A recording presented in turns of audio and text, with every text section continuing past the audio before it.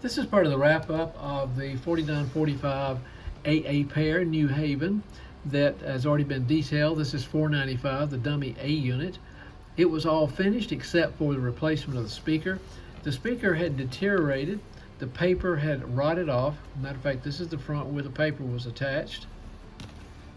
There's a piece of the paper and the capacitor. And I've installed a new capacitor because the owner provided one with this speaker. I do not know the source of the speaker. It could have been several things, but I'll ask him later on and then update the comments on this video. So I used the back plane of the old speaker, turned it around to the smooth side here so I could attach the new speaker. It can be held in place with JB Weld or something like Crazy Glue, just a couple of drops. That screw right there is what holds the plane on, but it also provides a resting place for the downward support of the speaker. Although it's very light, it could actually almost suspend on these wires. I use single-stranded wire to reconnect it, which is what it had before. I like that because it's easy to make 90-degree turns with it, and it's very steady and sturdy as you solder.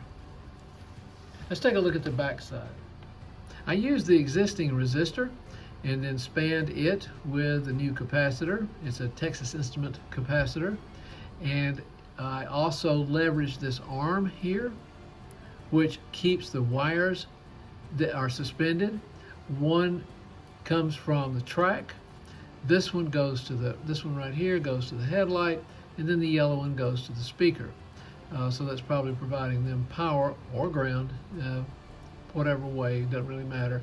But this was the back part of the back plane, the original cat food can speaker, and I just flipped it around because it had some nice connecting hardware, and this piece right here, this bracket, was already fixed to the chassis, so I leveraged that so I didn't have to glue or bond the speaker cabinet to the chassis itself.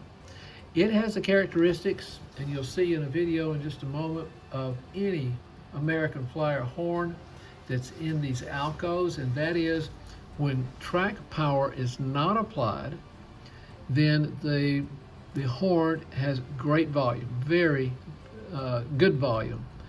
When you apply the track power, the volume decreases. I wouldn't give it a percentage or a description, it just decreases, and I guess it depends on the owner. I've always found that the volume sounds better and maybe goes up a little bit when it's reinstalled in the body.